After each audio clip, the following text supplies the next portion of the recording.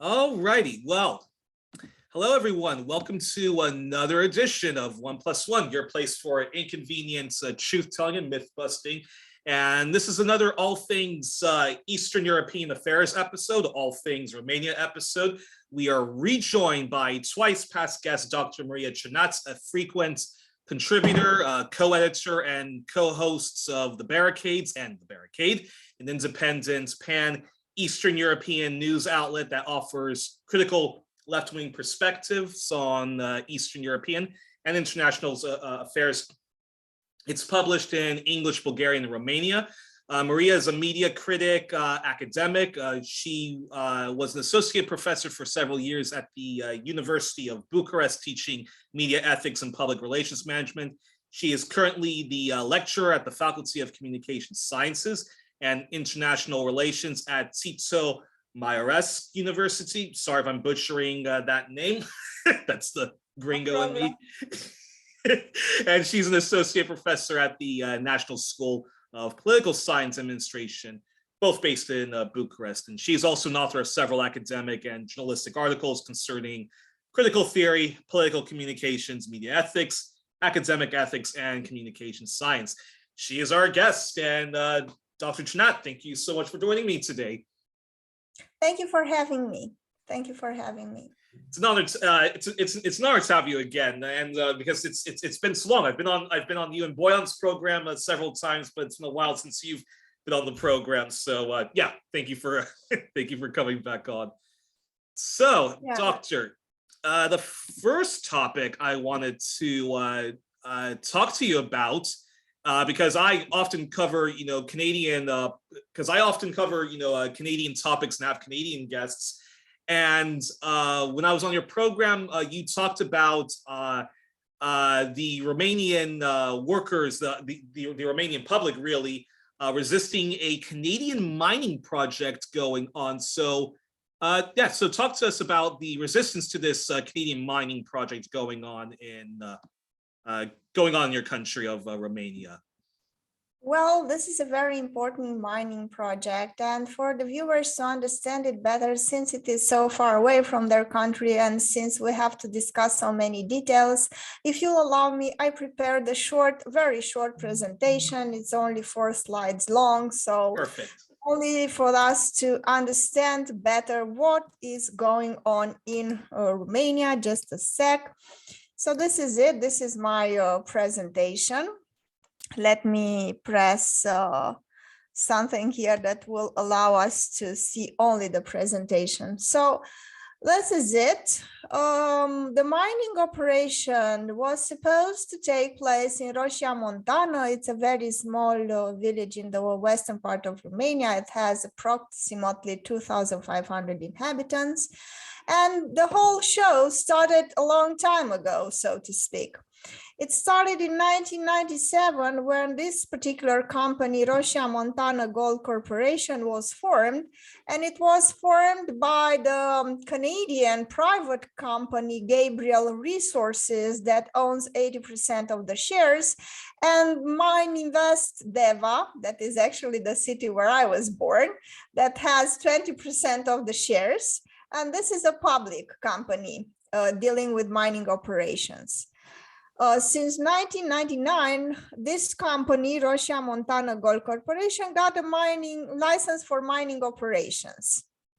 Now, the whole operation was supposed to take in Romania 17 years, but the profits would have been huge because 3,000 tons of gold were estimated to be taken from Romania and also 1,600 tons of silver, so quite a lot. The problem is that the exploitation is not done in a classical manner by miners going there and taking out the gold, but is done with this so-called modern technology that uses cyanide that is very, very toxic. And it would have implied that they had to build a cyanide lake of 300 hectares. That is approximately 740 acres, so huge mining operation. This project consisting opening of Europe's largest surface of cyanidation gold mine, which will comprise 4 open pits and a gold silver cyanide processing plant in the Roșia Valley. And as I told you, this would have been the biggest one in Europe. Now, what is the problem with this? This is a place where they have to put this substance that they use to get the gold from the everything they extract from Roșia Montana. Now, why is this a problem? Because in 2000, for example, we had an ecological disaster in Romania when a cyanide dam broke and the water sources of 2 million people were contaminated and 1,200 tons of fish were dead, and the Tisa and the Danube rivers were also contaminated. So this is not like we never seen this type of thing happening before. Now, of course, against this, protest started, and in 2012 there were huge protests, like thousands of people marching in the streets of Bucharest. I actually participated, attended those marches protecting Roșia Montana. But in response to that, the Roșia Montana Gold Corporation, the company I told you about, the Canadian basically company, it has 80% of the share owned by the Canadian company, acquired 70% of the 794 households in the project impact area since 2002. And the area proposed for the development of the mining project represents approximately 20% of the territory of Roșia Montana, and it involves the displacement and relocation of families, including churches and cemeteries. Now, this was finally won, this battle that was a bitter and a long one, where a lot of intellectuals, a lot of activists came together and protested. And finally, the heritage of Roșia Montana has been officially recognized by the Romanian state for its exceptional value since February 5, 2016, and it was included on Romania's UNESCO World Heritage tentative list from 2021 and on the UNESCO World Heritage list. And it also was included in the list of World Heritage in danger, meaning that more has to be done for this area to be protected. Now, why was that? I can explain for the viewers. Because there were Roman mining operations there, and you have the galleries that are thousands of years old, and this is an important heritage to be protected and not destroyed. Should anything like this mining project, should it start, then everything would go to waste, let alone the possibilities and the dangers. Now, what do they say? Because if we are to be fair enough, we have to listen to what the Gold Corporation has to say. The Canadian one, they say that this type of exploitation is safe and they will put money in the bank as guarantee if something bad happens. But as we usually know, this is just talk, because usually they find a lot of loopholes and a lot of ways to escape the Romanian state and the Romanian authorities. So, and usually when you profit from 3,000 tons of gold, that is huge for a country like Romania that doesn't have, a very high budget. And if you take the budget of Romania and you consider how much money would that company make if they were to sold all that gold, you tend to understand that it is no way we could win. Also, Gabriel Resources sued the Romanian state, but now I think they are about to lose because they said that we should pay the Gabriel Resources company 4 billion euros because the exploitation that was supposed to start didn't start and they lost money and so on and so forth. So we are in a situation where you have international, how you call that? Corporations, conglomerates. No, you have this situation where you go, but these are courts above the states. And they usually take into consideration the roles of corporation, and it is where a corporation can sue a state and ask for money. Just a second. So arbitration court. So this is what is called an arbitration court, where a corporation can sue a national government and ask for money. That would be our money. So we basically, out of this whole thing, if we don't give the gold, the list, we have to give them 4 billion euros, which I find to be very problematic, if not infuriating in its out of its face. Since, you know, the whole thing, because I have to give a little bit of historical context. After 1989, Romania went through a very rough transition, and the institutions were especially weak. People were very easy to bribe. We are extremely poor. I mean, I graduated in 1997, and I kind of remember that we were from the privileged class, because my father was a manager at a company and my mother was an accountant working with the equivalent of the IRS in Romania. So we were, you would say, well off, but just imagine, to give you an estimation of how poor Romania was, I had to raise my pocket money for 2 days to go buy a chocolate bar. Okay. You had to do what with your pocket money?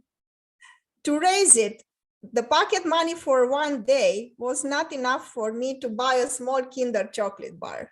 I had to raise money to buy that. Okay. So and we were from the privilege, just to understand how poor we were. Okay. So it was extreme poverty, because when you're talking poor, you know, people don't have the representation of what it meant. So it was a disaster.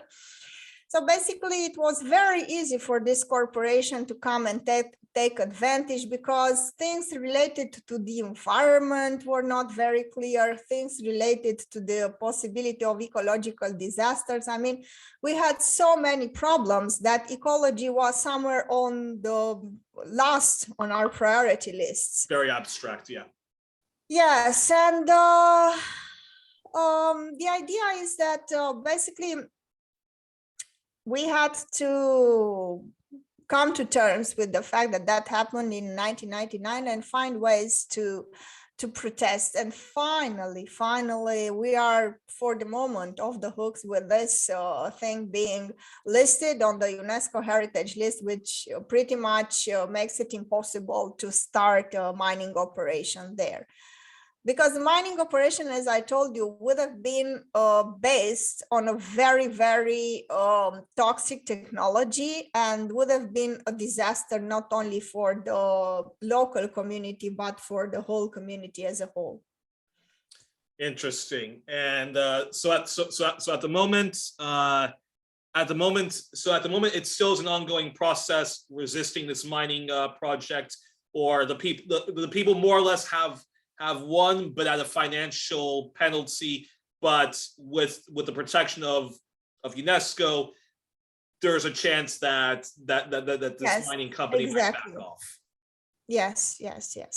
All right. Well, we'll have to have you. So there is a chance that we will win at the arbitration court, and we won't be forced to pay the 4 billion euros. Okay. Well, keep me updated. Fingers crossed. Exactly. Fingers crossed. Knock on my my somewhat wooden plastic desk, and and we'll have to have you back on to update us and on that. So yeah, hopefully that all goes well.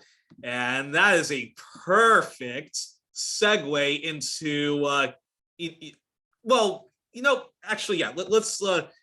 let's talk about let me skip ahead to this question, which is, this is a perfect segue to the ongoing coronavirus crisis. And I want to ask you, how is Romania faring? But before you answer that question, now, putting aside all the conspiracy theories about the origin and the bizarre narratives, some insist that this is a scamdemic, or that this is a plandemic, or a bioweapons accident gone wrong and a huge cover-up, or some people who say that COVID is just like it's just like the flu. So putting aside all that and just accepting the narrative that this is a highly dangerous pandemic that we need to follow the science to beat. What do you and like-minded socialists, Marxists, advocates should have been the response to the pandemic? And what do you and like-minded colleagues continue to advocate to vanquish the pandemic? Because I know many people have become anti-vax fundamentalists, and if there is any truth that the vax isn't safe enough, wasn't regulated properly before coming to the market by big pharma, and the various conflicts of interest, then don't we need then to have strict lockdowns in order for this disease to, disappear? I think we are in a very dangerous and quite impossible situation, because what we need is collective action, but at the same time, collective action would need radical change. And unfortunately, world's government are not prepared to do that. And that leads us into a situation where I have leftists just 2 minutes before we started recording. I received a video from Unheard where a person discussed how this would lead to techno-authoritarianism and how this measures will lead to a form of China-like state and so on and so forth. And there are a couple of things that I want to discuss here. Yeah. First of all, there is the question of the medical thing.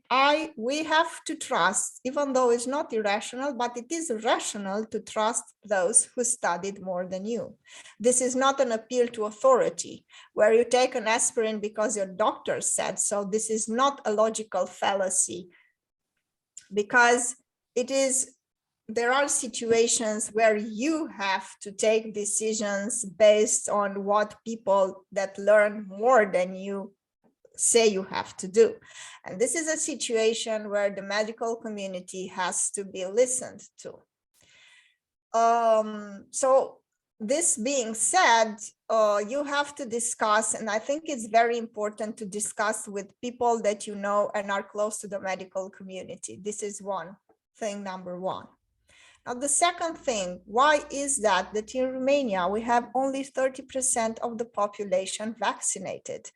Well, for a number of reasons. First of all, international and then national. The international thing that you can see all over the place is the fact that unfortunately the medical community and the politicians were not on top of this, but corporations were on top of the medical community and politicians, and that destroys the basis of trust.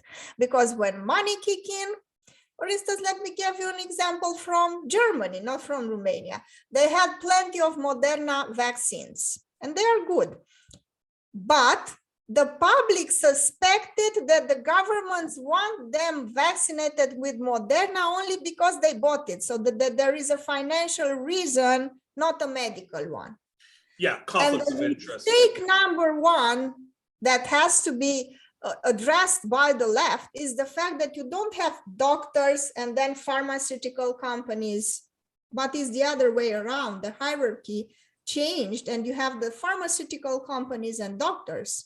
And then that translates to the situation that I explained, where I went to get a vaccine, and it was at the mall, the central institution of our society nowadays, and it was organized like a mall. You had a stand with vaccines from Moderna. You had a stand with vaccines from Pfizer. You had a stand with one from AstraZeneca. And you were supposed to choose, like they were simple products. And I find this deeply problematic, deeply problematic, because it creates suspicion. And you don't have a doctor saying, take this medicine, but you have pharmaceutical companies advertising and selling this to you. So the way it is organized, the whole thing, the way it is organized, I think it is problematic. Even though I took 3 doses, I don't want to vaccines.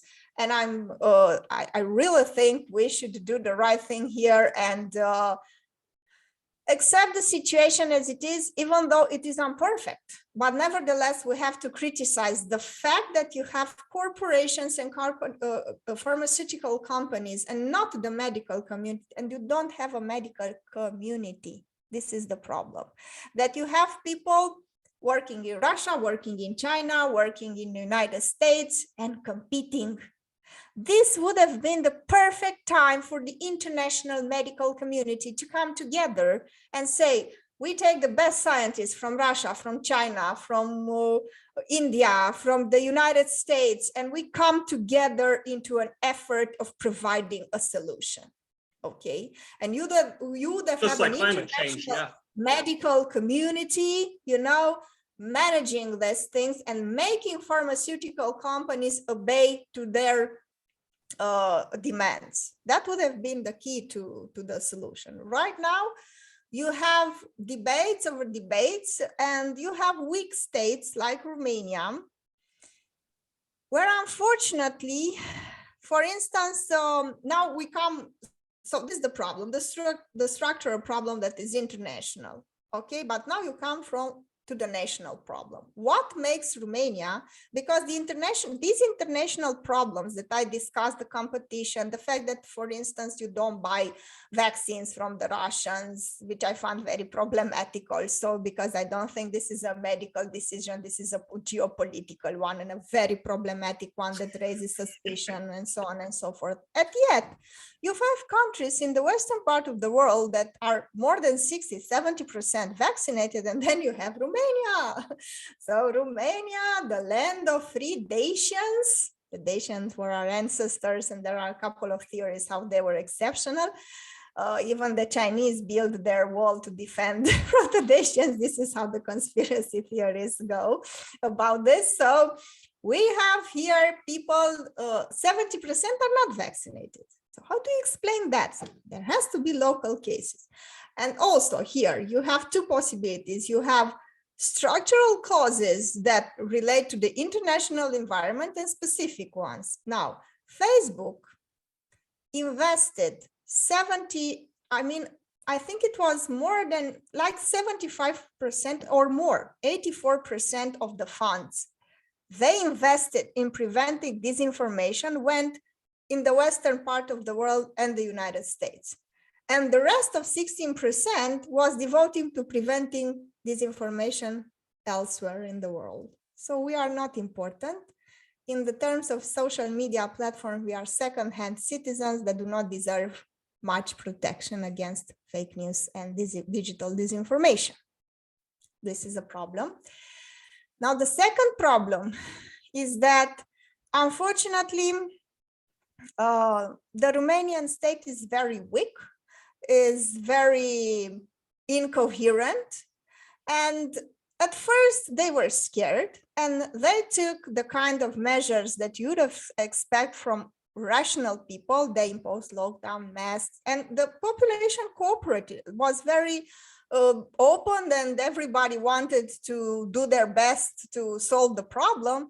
But then again, you have the political elites, but then you have the owners of bars and cafes say, oh, we lose our businesses, open up everything. And politicians pay lip service to those people instead of doing what's right. They act like representatives of the business owners, saying that we are going to lose the economy. Yes, but we lost 50,000 lives. This Exactly. is uncommensurable. Yeah, exactly. So just for some owners of businesses to get some profits, you sacrifice the lives of 50,000 people that died in Romania due to COVID-related complications due to COVID. How is this possible? So they basically holded all this back and forth thing. They closed it down, they opened it up for the public. During the summer, there was, the doctors were screaming, were crying, do something and promote vaccination, do something and promote it because we are going to get hit. Nobody listened to them. Again, the medical community is somewhere on the bottom, of the list of priorities and what they say. You have the owner of businesses, hotels, restaurants, cafes, the so-called Horeca in Romania, the hospitality industry. You have the politician, and somewhere on the third place, on the fourth place, you have the doctors, and their voices are being pushed aside. And this is a huge problem where you don't have your priorities set correctly, and you put money and material goods and everything else above the lives of people. And that was And that led to a disaster because not only people didn't get vaccinated, but they lost trust. They lost trust, and the social fabric is so torn apart that if I told you, if you come today in Romania with the perfect cure for COVID, a cure that will be fantastic, nobody will take it. Nobody will take it because in this process where they saw how hypocrite the politicians were, they felt abandoned, and they were abandoned for 3 decades. And they said to themselves, I'm on my own anyway. I'm on my own. Nobody cares about me. Why should I trust these fellows? And on top of everything else, this would have, this is not enough, but we had more.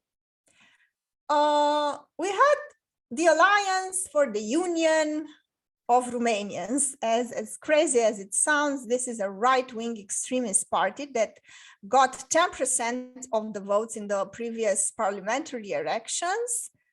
And they came to power with an anti-vaccination campaign.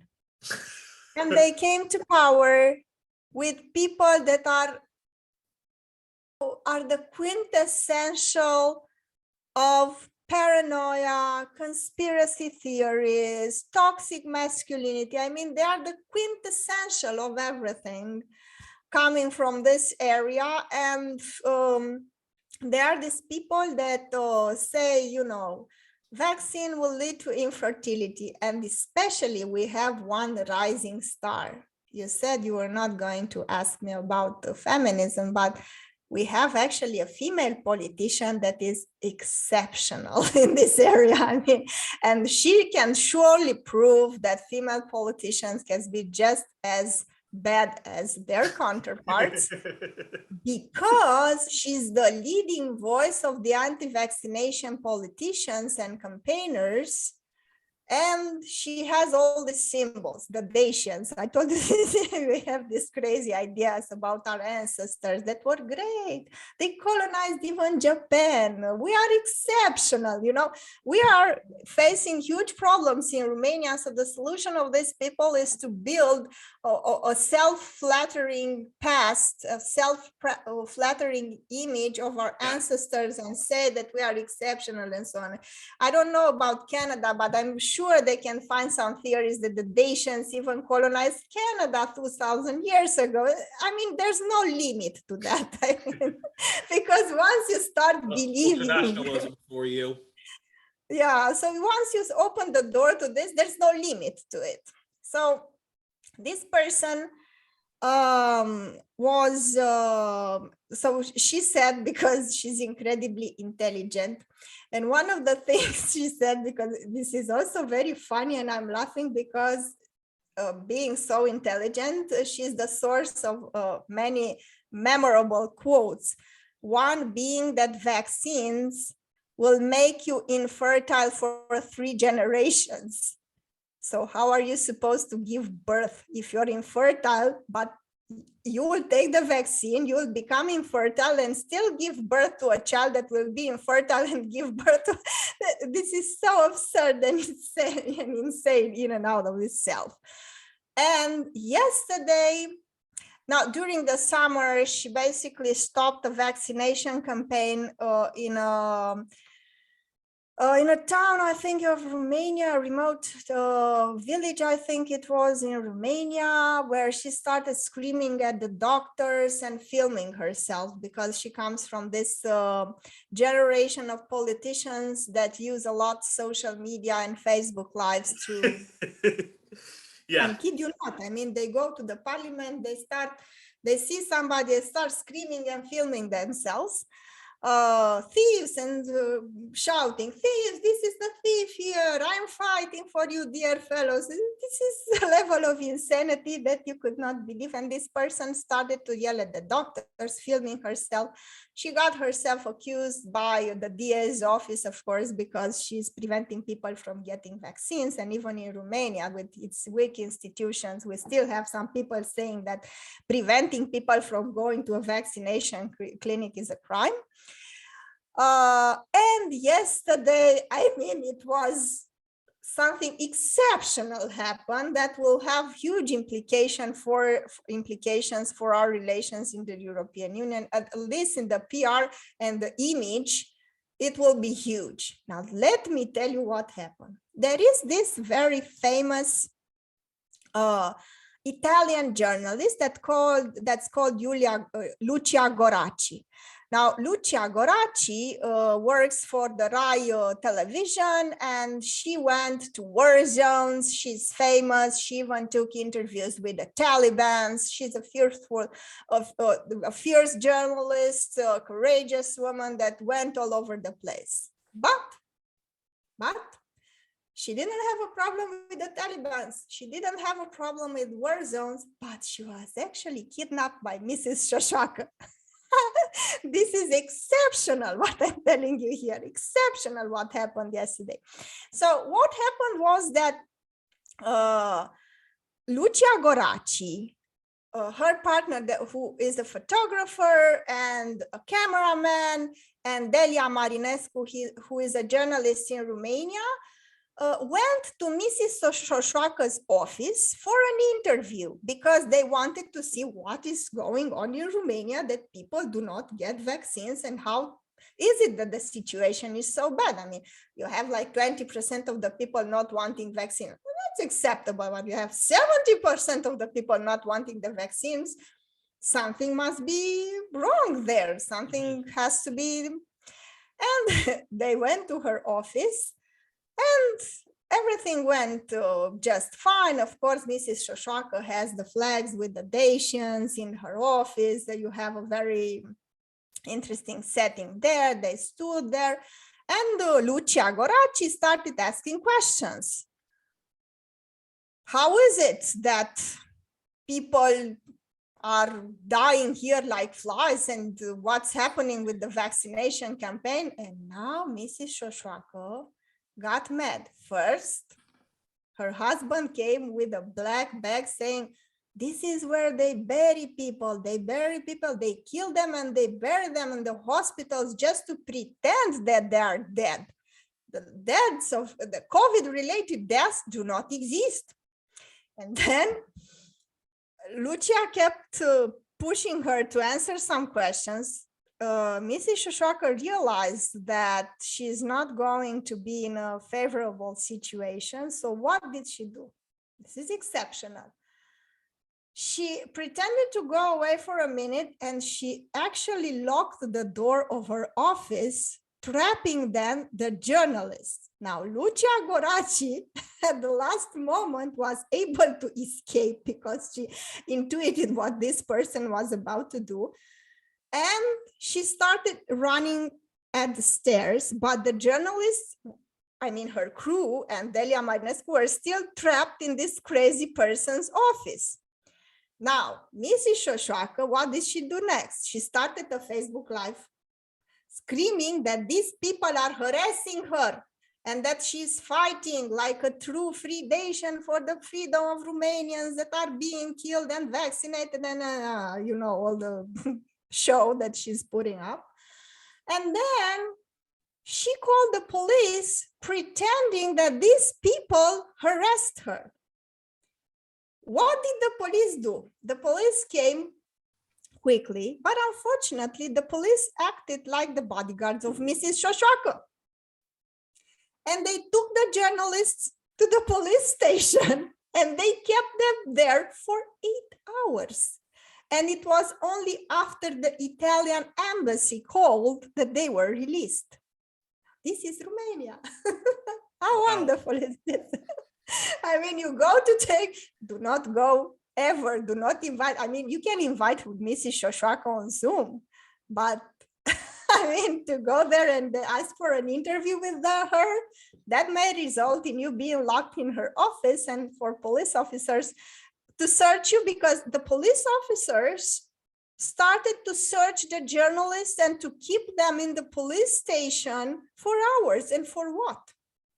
I mean, this is really crazy. And you can imagine that it was all over the news in Italy. A huge diplomatic scandal occurred. And how about Romania, though? Romania, And it was, of course, in Romania, everybody was infuriated with this person. Of course, some of the people tried to suggest... With the crazy far right politician, not with the Italian journalist. No, not with the Italian, of course, with the far right politician, but they wanted to somehow, there were some television channels that tried to convey the message that maybe Mrs. Șoșoacă was somehow ambushed. I mean, what? And the idea is that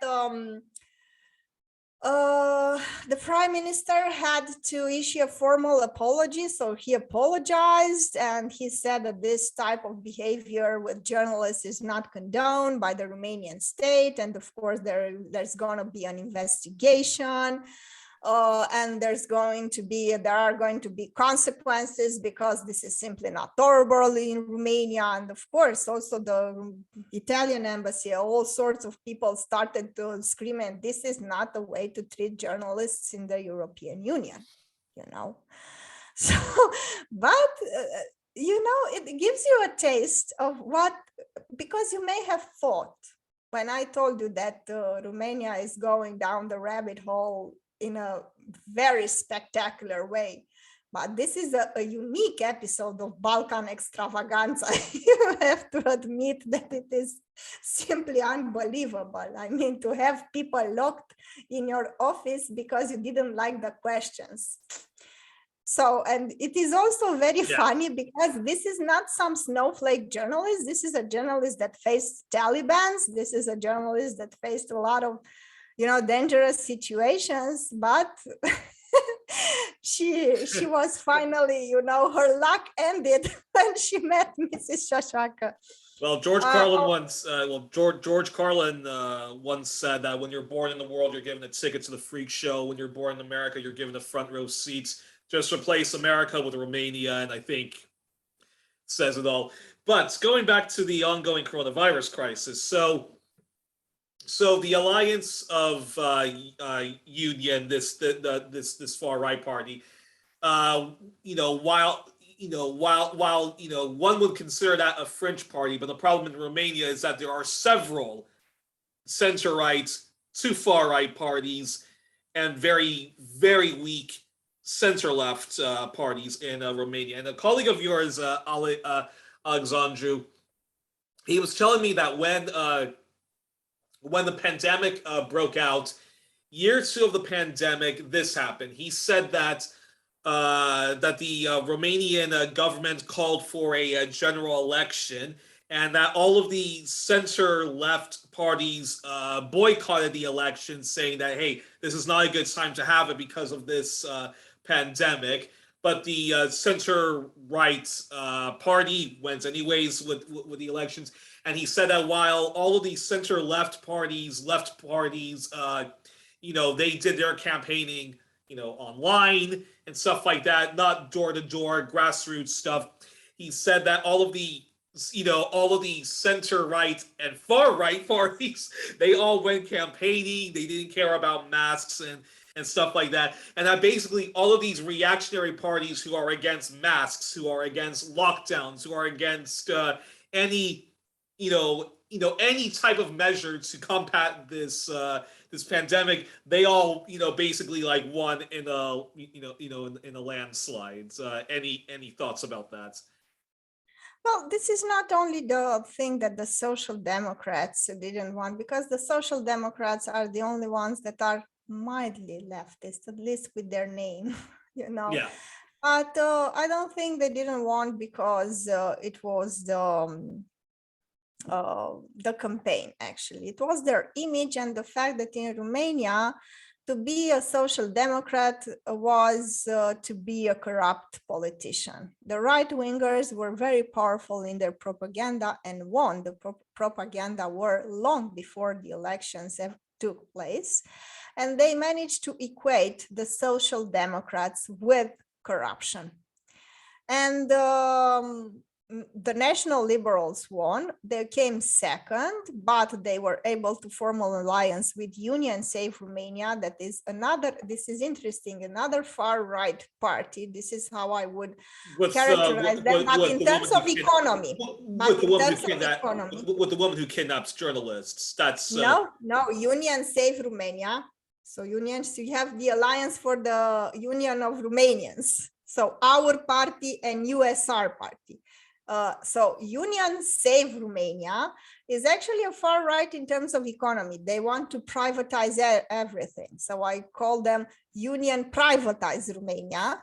But in terms of culture, they are progressives. They are against domestic violence. They are for gay marriages. They are the only ones that are progressives, mildly progressives in Romania.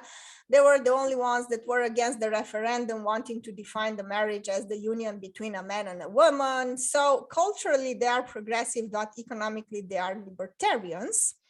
And they want to privatize everything, and the state is a bad thing. And you know, all the mantras of the neoliberal. Oh, I love that. Fiscally conservative, but socially liberal.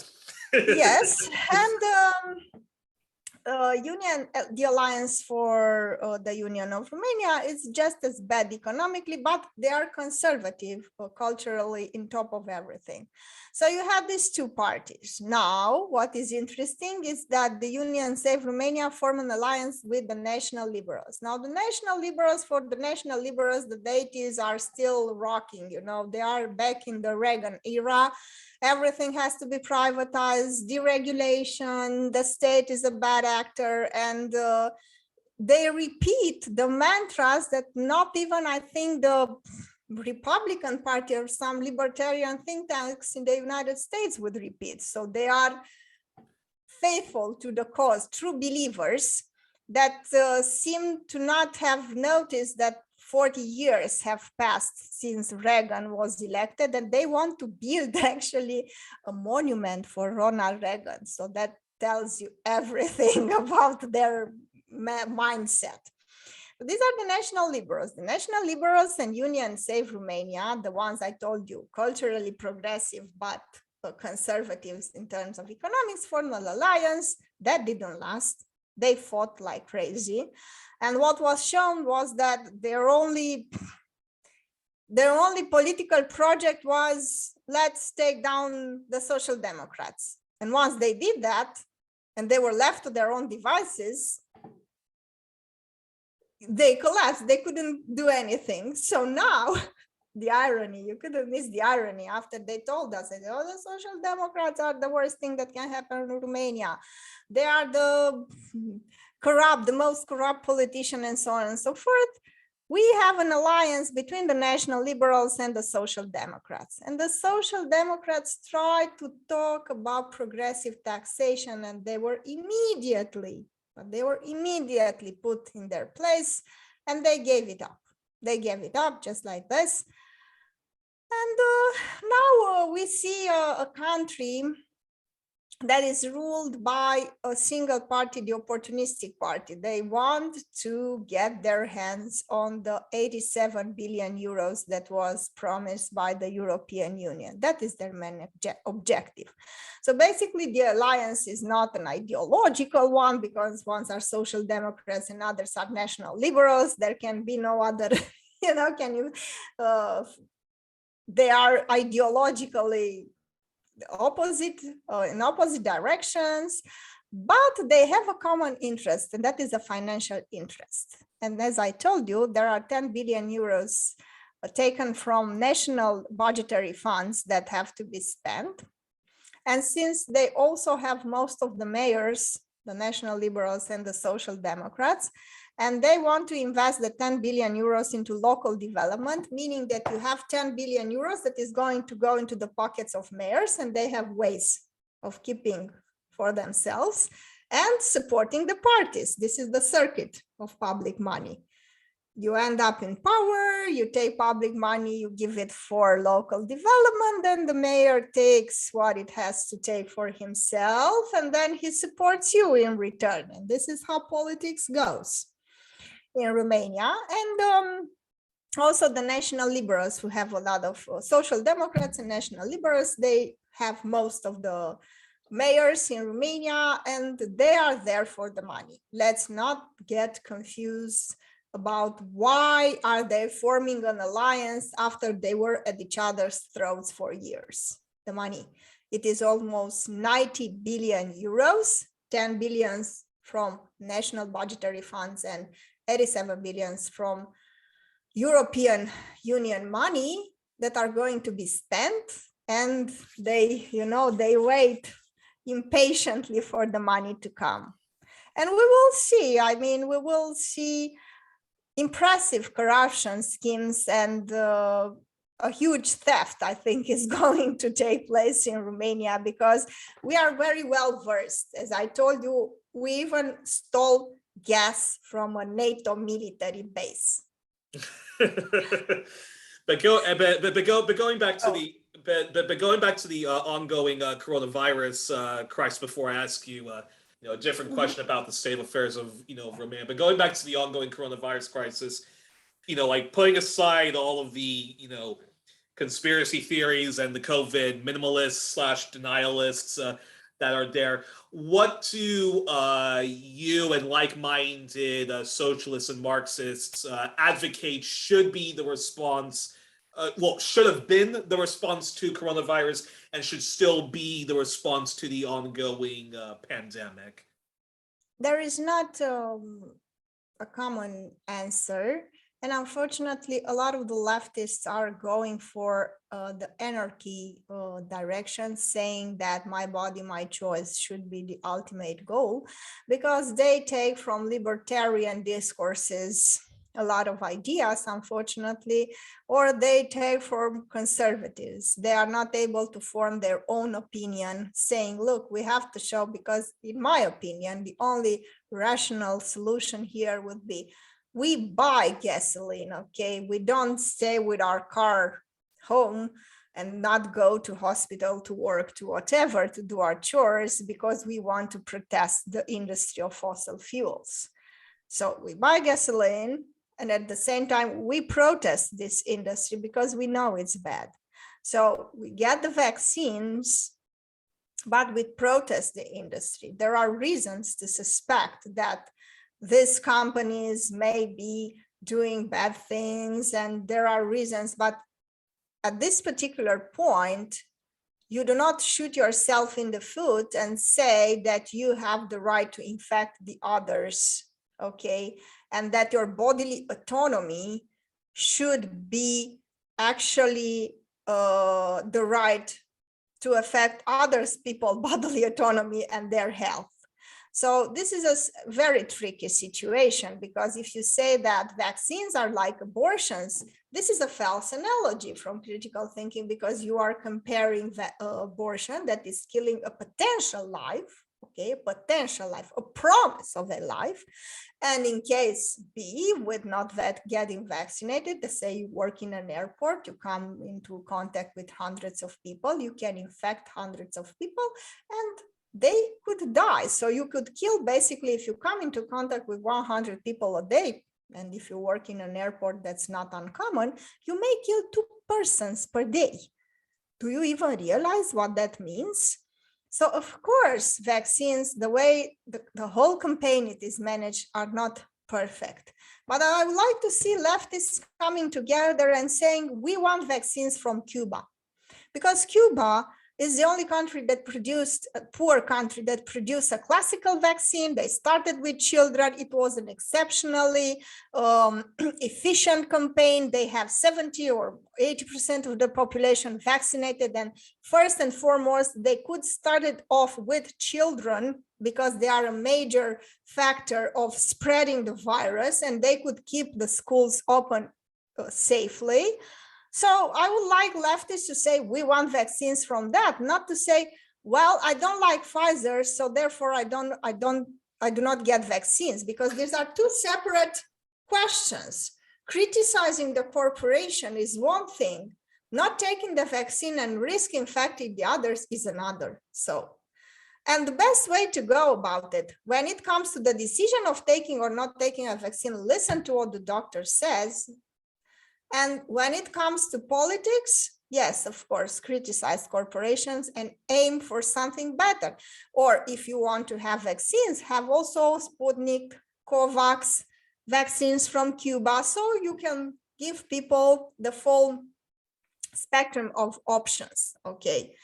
And this would be the official position. Now, unfortunately, we don't see that much in Romania. Very well said, by the way.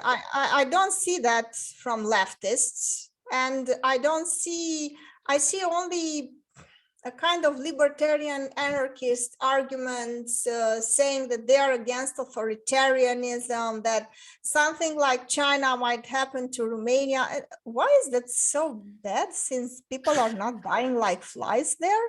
Would have been, and this is an open question. I don't think I have the answers, but if you have two values here, individual freedom and life. If you say that individual freedom is the ultimate value and that you are prepared to sacrifice lives for it, well, you can come to Romania, because we are the perfect example where we sacrificed for profits. We had everything, other values, individual freedom, the profits of the hospitality sector, the profits of business owners on top of life. So life was lower in the hierarchy, okay? If you go to China, well, they sacrificed individual freedom and they put life first. Now, the fear of the leftists in Romania is that if you allow the government to do that, you open the door for all sorts of abuses, which may be a point of view, but for the time being, I think it's very detrimental to think that somehow we have to put individual freedom on top of life. I repeat, 50,000 people, that's a lot. I mean, just think about it. There were days in a row where Romania looked like a black spot on the map. Why? We were #1 in the world in terms of COVID-related death, related to the number of people in Romania, okay? So when you did the ratio between the number of deaths and the population, we were #1 in the world. In Romania, usually die of natural causes, so to speak, around 700 people. And we had days when we had 600 people die of coronavirus. So basically, we almost had coronavirus-related deaths equating those, say, normal. So we had a month where 20,000 people died more, and that were COVID-related deaths, just to see how bad it was.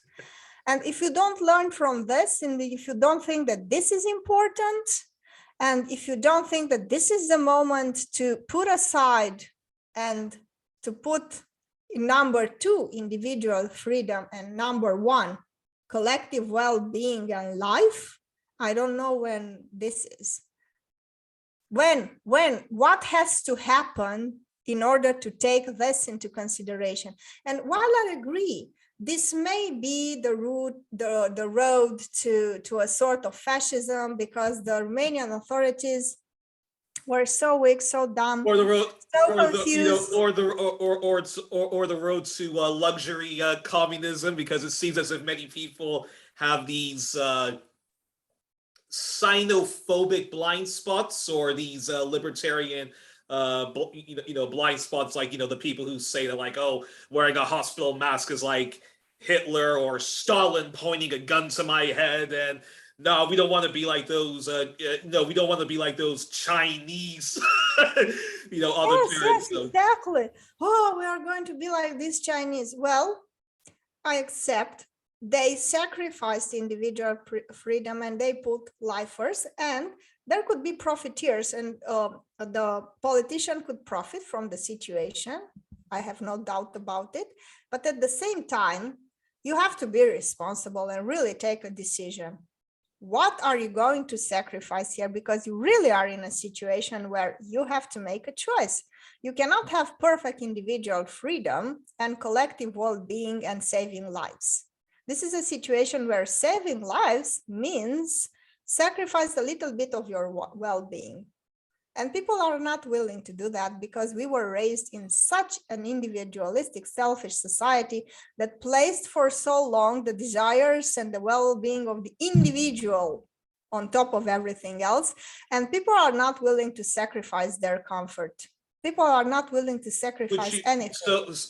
So that being said, one follow-up question before I go on to another topic. Then, would you say to the people who they use the argument, I don't want to take the vaccine because I don't trust big pharma, I don't trust Pfizer, I don't trust Johnson and Johnson, Yes. and yes, they do have a bad track record, and yes, many people in Africa or India have been used as guinea pigs for dodgy vaccines. But that being said, if you don't trust big pharma's vaccine, Pfizer, Johnson Johnson, AstraZeneca, Moderna, then we do have to go back into lockdowns then until whatever vaccine you think has been safe enough, because it wasn't done in 6 months, it was done within 2 years. I mean, in that respect, if you don't trust big pharma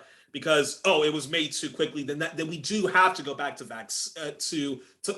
lockdowns, right? Yes, of course, and they don't want lockdowns because they say, but 2% of the 2% fatality rate is so small. And I say to them, I don't think you do realize that 2% of 100, okay, you have 2, then you have 1,000, you have 20, you have 10,000, you have 200. When you have 1,000, you have like what?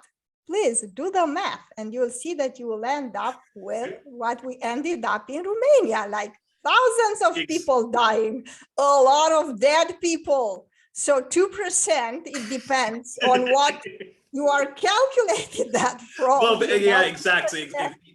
Do the math, add a 0, and you'll see what you'll end up with in the final aftermath. Yeah, I remember. And they do not realize how many people 2% of 10 million people actually is, because they forgot arithmetics. This is my my suspicion. And I once had a Canadian peace activist and feminist, Tamara Lawrence of Canadian Voice of Women for Peace, and is part of the Canadian Foreign Policy Institute, and is involved in a lot of anti-NATO activities. And when she explained to me, what 2%, what spending 2% of your GDP on NATO, i.e. militarism, means, like when she went through, like how much, of that 2% goes, like, yeah, when you hear 2%, you think, oh, that's a very low number. What's everyone getting so bad of shape about? But when she actually went through, like, what that actually means, like, wow, like you could have had, first of all, you could basically eliminate indigenous poverty. You could give indigenous people land rights. You can have pharmacare. You can merge mental health care with single payers. So, yeah, exactly. Thanks for going through that. Yes, there are a lot of things to be said here. I mean, I have relatives working in COVID hospitals, and what they tell is gruesome, because also the medical community here in Romania, and especially the doctors that were mobilized to fight this pandemic, are at the brink of despair, because they do not have to face only 16 hours shifts and seeing people dying like flies, but they also have to face all this media toxicity that was allowed in Romania for months. And now you expect people to be rational. And I would have said, look, you want to run an anti-vaccination campaign and have people discuss from an anti-vaccination point of view, just fine. If you have a person talking for 30 minutes against vaccines, you should also have a person and a doctor and a representative of the medical community speaking for it, because you have to balance, again, you have to balance what? Freedom of expression with social responsibility and pluralism. Okay. Yeah. But this is also ideological, because you don't go to a private company to tell it what to do. So if the television is private, they can run news against vaccines all day long. So if you do that and you allow for this to happen, you cannot expect people to behave in a rational manner because they were exposed for days, for months to this type of information. Sorry. So it's the responsibility of the authorities that were not responsible enough to say, look, this is not gonna fly. We are in a crisis situation. You want to talk nonsense, but if you talk nonsense for 40 minutes, then you have to also offer the possibility of a doctor to explain his point of view, at least that. Exactly. Well, some people would say that coronavirus is just like climate change, and we should not be giving equal amount of time to anti-vaxxer junk science on top of a responsible doctor who's saying to people, guys, yes, the vaccine may not be perfect, but it's better than nothing. But anywho, but that's a perfect segue into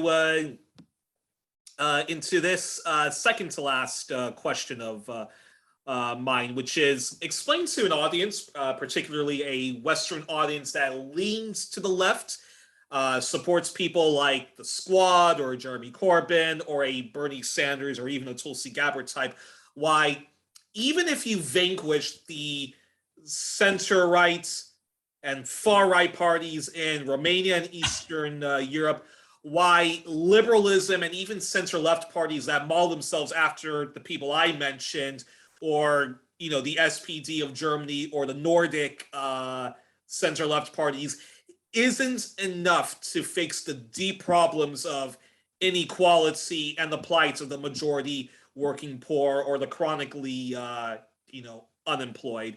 Why is liberal democracy, which guarantees the free market, why is that a threat and simply doesn't work for Romania or Eastern Europe as a whole?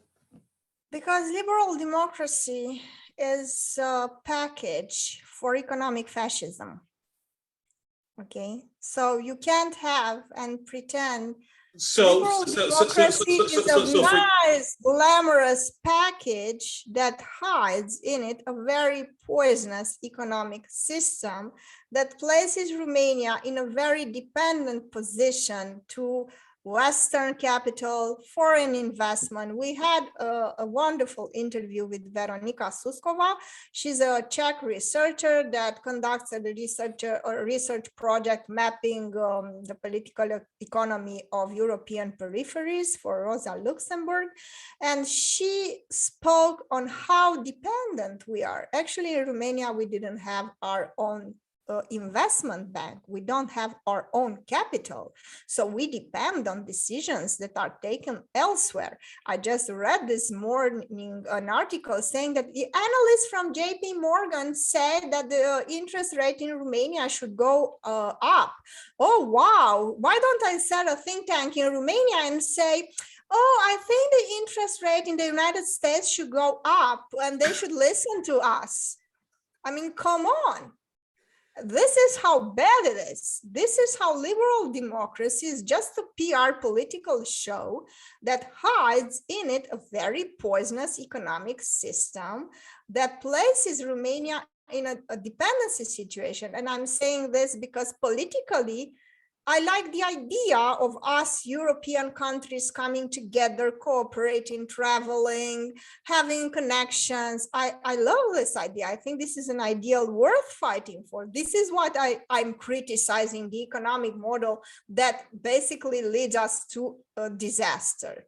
Because if you want to have that ideal, that's perfect, but you simply cannot have it with these economic tools. It's like trying to build a wonderful cake with poison.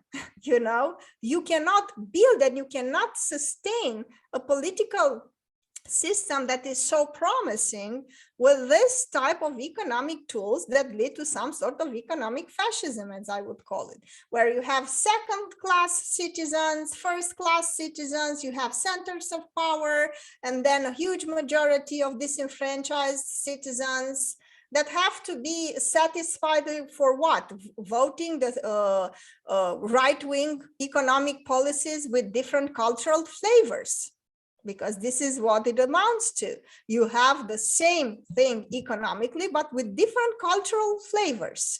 Conservatives, pro-gay marriage or against gay marriage, but in terms of economy, they are all the same. So how is this going to work on a long run? Because if you don't start building and also implementing in economy some democracy, then the political ideal is threatened, and it will be threatened, and the European Union will be in much trouble. The European Union is in crisis for a long time, and the crisis will only deepen if we don't bring democracy into economy, if we don't make the economy work according to democratic principles. And we can't do that. Because once the European Union was formed, it was formed as an economic union. A lot of people say, oh, but there were just some cynical states that wanted a common market to have the elites profit. Yes, but underneath that, but I like to believe that there was also this ideal that once people start having a lot of economic interest and start doing business together, they will have less of an incentive to go to war. Okay, so when they have businesses and financial interest, and then they have commercial, exchanges, then the possibility of a war goes down. So basically, yes, we had that, but we also had this idea that the economy, what is the interest rate, and the idea that you have to keep inflation below a certain percentage.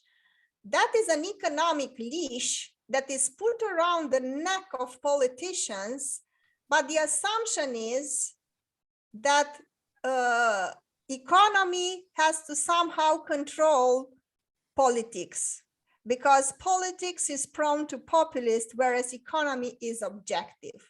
And this is, I think, is the crux of the problem in European Union especially, because what we have seen from the Wall Street crash and everything else, well, it is also the other way around. If you don't regulate economy, if you don't have a common vision, and if you don't have common regulations, then you are going to see people profiting. And corruption is not only in politics, it's also in economy, So you have to have check and balances for both of them. And currently we don't, because the Central European Bank we don't have a common fiscal regulation. So we tax people in Europe all the same. Everybody does as they please. But then if you go for the euro, you don't have the possibility to control your own currency, and neither does the European Central Bank. Yeah. So how do you deal with that? You have to make a system work, and you have to have democracy and control and regulations also in the financial and economic sector at large, because otherwise this whole system is going to collapse. I once joked that that liberals are fascists with good table manners. So it's interesting that you say that liberal democracy eventually evolves into corporate, corporate fascism. But in that said, why do you think for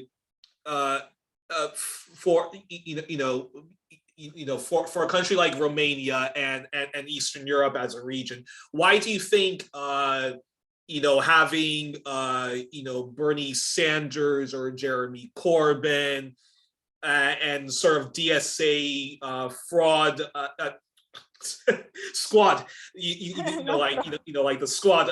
I sometimes call them the fraud squad, but I'm gonna push my criticisms of them aside. Why do you think even having the kind of Jeremy Sanders, the kind of Jeremy Corbyn? Yes, I understand what you're saying. Yes, yes. Why that's not enough to address the grievances of the majority working poor and the chronically unemployed of Eastern Europe?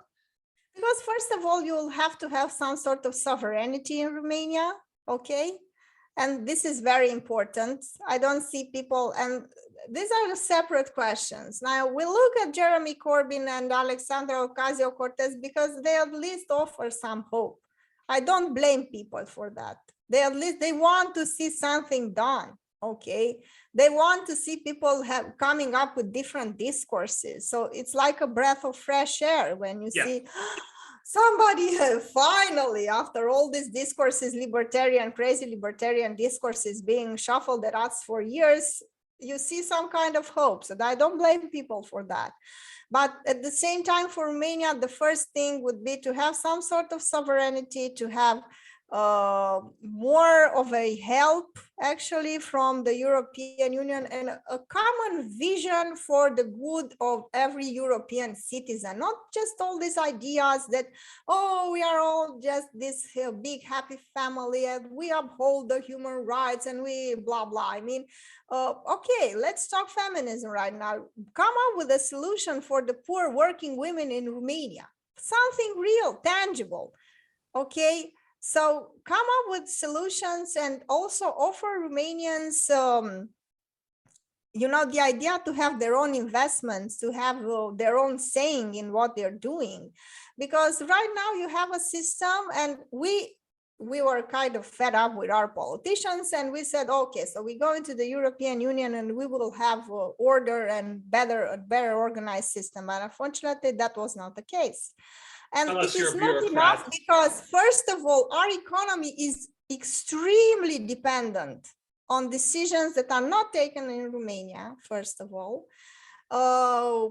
And second of all, because you need more democracy and you need radical change. We are in a situation with just some mild social reforms are far from being enough in addressing questions related to energy prices, you have to nationalize and to have a centralized system of energy in Romania right now, because right now you have speculation. Just to give this example, you have a lot of speculation on the energy market and prices are going through the roof.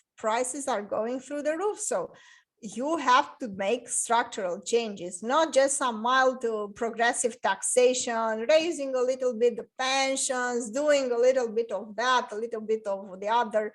That is far from being enough. And we are in such a desperate situation that my fear is that the far right is going to come and things are going to go from bad to worse if that's happening. Because you may say, and you may brush aside, and you may say, okay, we don't have to have leftist parties because they would lead to Stalinism and so on and so forth. Or you can give people fake scapegoats or fake things to fight over, but the anger still exists. You cannot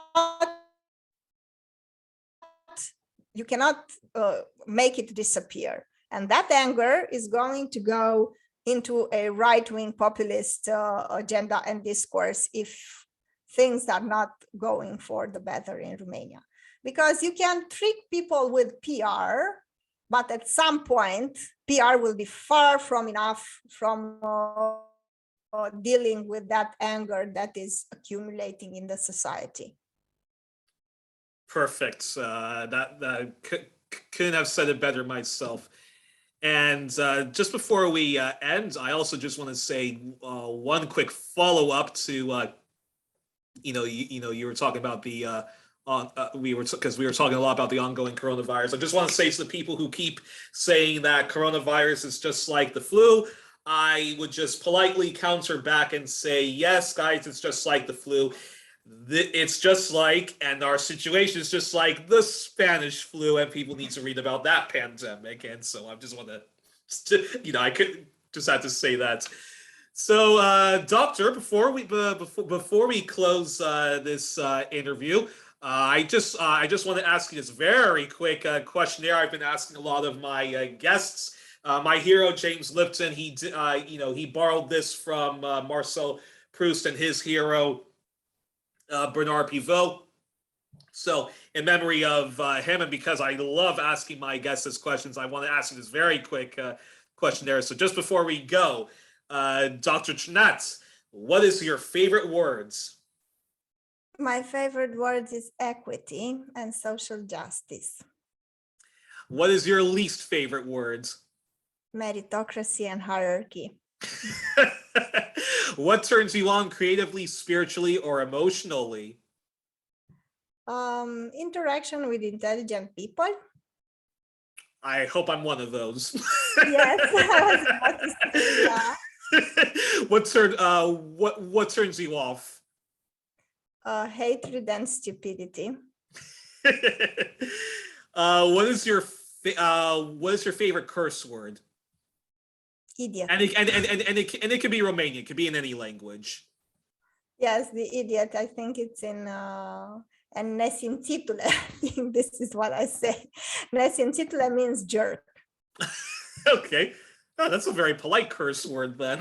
Well, I had to train myself. Because being a teacher, I think I carry the responsibility of being some sort of a role model. And I also had this discussion with Ben Burgess, and I criticize Anna Kasparian for saying very and cursing Aaron Mate live. And I think that giving and flicking him people off to behave in a rational manner. And I really truly believe that you have to stand for some values, and you really have to promote the kind of discourse that you would like to hear from your students. So this is why I'm quite polite usually. I completely agree with you. And what sound or noise do you love? Noise, I like the fire. I'm like okay, fire burning in a chimney or something like yes, that. yes, Or exactly. campfire. Yes. And what sound or noise do you hate? Noise, honking. I mean, I drive a lot in Bucharest, and it just drives me crazy because people are using that for all kind of reason, and it's usually when they want to say, "You idiot, move faster," and start talking, and that's awful. Yeah. And what profession, if you weren't being an educator and a journalist, what profession other than yours would you like to attempt?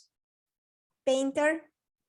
What profession would you not like to do under any circumstances? Accountant. I know. Accountant. I hate accountancy and working with numbers and so on and so forth. And my final question, if heaven exists, what would you like to hear God say when you arrive at the pearly gates? I did a good job as a teacher and as a journalist. This is what I would like to say, that I helped others understand better the world they live in.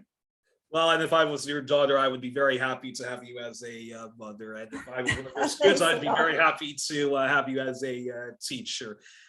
So until then, that's it for our show. We were on this special edition of 1+1 with our returning champion, Dr. Maria Cernat. People, do check out the Barricade. If you're an English speaker, the Barricade publishes in English, and if you are from Bulgaria or Romania, the Barricade has it in that language too.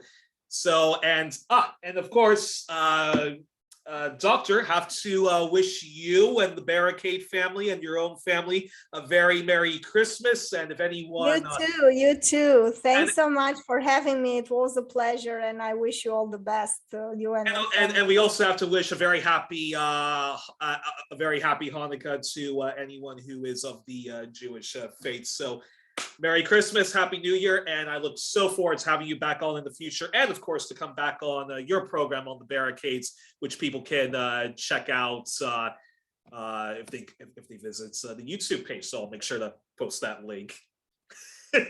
Thanks so much.